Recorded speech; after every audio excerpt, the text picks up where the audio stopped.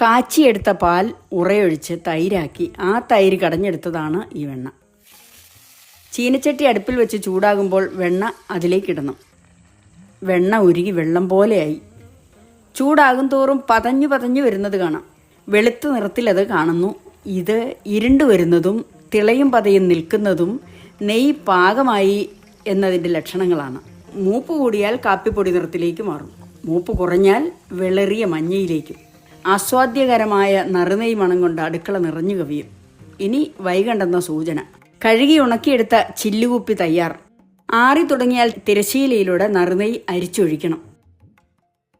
നന്നായി ആറിയ ശേഷം മാത്രം അടച്ചു വയ്ക്കണം.